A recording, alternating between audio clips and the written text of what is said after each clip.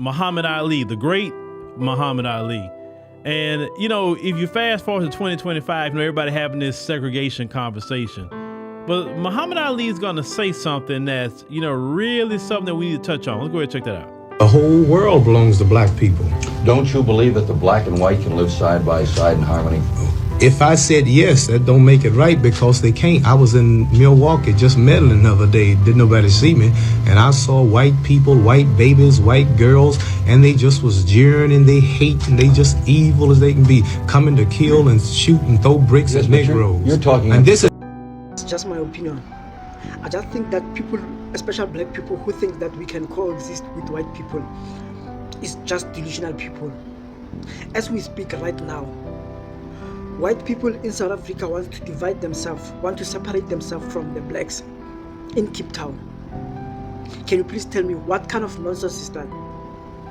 White people think and believe that they can do that in a black nation, in a black country. You must remember, the blacks didn't live here to go somewhere. They were here all along. The white people came here in South Africa.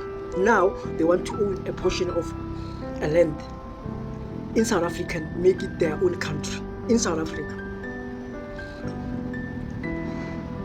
Can you please tell me one country where black people took, or one country black people are fighting to take? And if you ask me why are they doing all those things, they understand the weak leadership. They will use this opportunity to make sure that they get whatever they want as soon as possible because of they understand the weak leadership. Why am I saying they understand the weak leadership? Captain Traore, as young as he is smart, strong, not weak. Captain Traore never left Burkina Faso to go to Trump, to try to talk to Trump, to give him a go or to keep a go. He stayed in his country.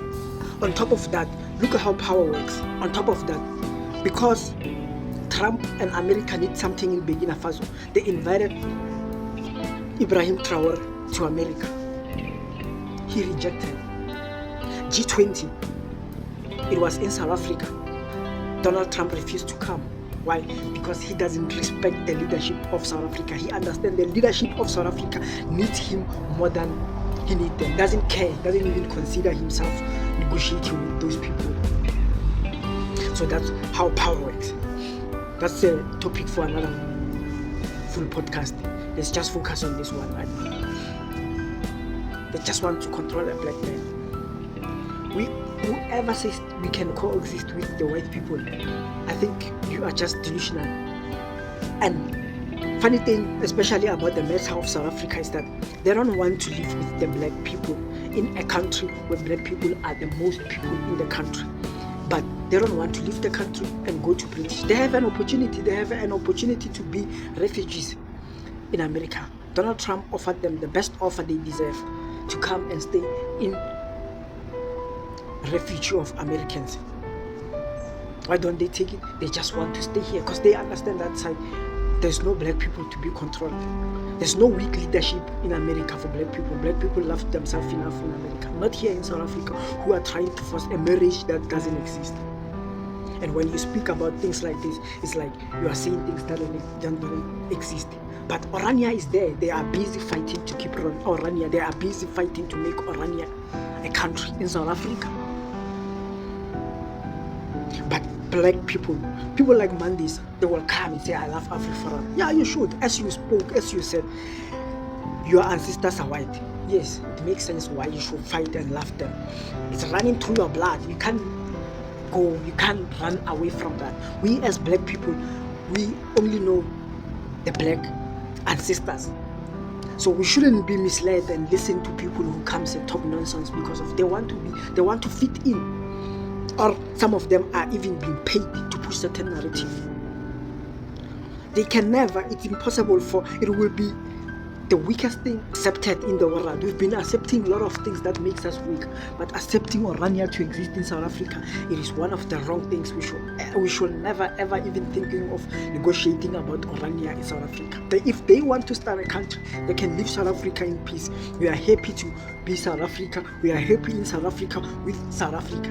The only problem is the weak leadership we have currently, that we as the youth must stop. We can deny, but looking at what Ibrahim Traore is doing in his country, it's something we shouldn't just even avoid. It's something that we must say. This is a young man who cares, a young man who loves themselves. If you go around South Africa and you watch the street of South Africa and you watch the leadership, you understand that, you should understand why nothing beautiful is coming out of these people. You should understand that. The only solution they have for the South Africans is to increase VAT. The only solutions they have for South Africans is to introduce level after level. What am I talking about? Electricity levels. Level 1, level 2, level 3, level 4. Increases the levels. That is the only solution black people deserve. And we've been keeping quiet as if like something is going to change. How long is Cyril Ramaphosa a president of South Africa? What is his leadership benefiting South Africans? Can somebody tell me what is Cyril Ramaphosa's leadership benefiting South Africans? We see Ibrahim Traore even became president after Cyril Ramaphosa, but have already paid the debt of the beginner people, the beginner fans. We shouldn't be ignorant. These things are happening. We are looking at them every day. We are facing food prices. Everything is happening. Please don't forget to like, subscribe, share, comment. As a whole. But you're talking in particulars when you must talk in general. Why is it you don't, your whole conversation now is to keep Negroes with you. Why you don't want us to leave you? Well, because in my Scared? You seem estimation, to be Negro so people scared. are every bit as good as white people. As good as white Right. people. They're all the same. They're all God's We're people. not saying we're not all God's people, because if whites was God's people, they wouldn't treat us like they do. It's not the opinion. White people can never be God's people. Not because of I'm racist or anything. That's a fact. Look, you can deny it as much as you want. Who killed the Africans? Who came to South Africa and killed the South Africans? Who is seeking to divide South Africa right now as we speak? Is it God? Is it God people? Who's busy killing people in Palestine? Is it God people? It's up to you if you want to choose to be ignorant or not. But the fact remains that I don't believe, this is just my opinion though, I don't think and I don't believe that white people are good people at all. If you listen to Trump when he speaks, he's not a man who comes with solutions. He just comes to destroy, making sure that he leaves a mark of destroying. He wants to take Greenland, he wants to take this, he wants to cause war in Yemen, he wants to do all those nonsensical things that are ungodly. Let's continue. Now, the one part where he said that why you don't want us to leave you.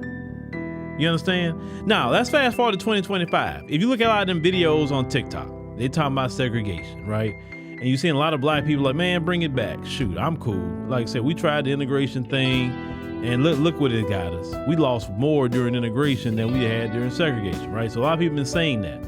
And the folks been taking a major issue with it because black folks have been saying that, and the realization for them, I think the psychological thing for them is to have so many black people that's wanting that, and the reason why they're wanting that is to remove ourselves from them and interacting with us in any way, shape, form, or fashion. That's really messing with them. Because at one point in time, black folks would have been crying and wanting to talk about we shall overcome and all this stuff, and now a lot of black folks say, nah, I'm cool. But when Muhammad Ali asked that question, and this a good question, you say, why you don't want us to leave you? You understand what I'm saying? Look at how we treat it. We get around you. You don't treat us like human beings. We try to go do things in the bank. You sabotage us there. You sabotage us in our businesses. You try to sabotage us, trying to get home loans. You sabotage us in the area of our education. You try to sabotage our whole life, putting charges on us, criminal records, and all kind of things like that. Like, that's why some people today would say, you know what? It's cool because clearly you don't want to be around me like that. And that's okay if you don't want to be around.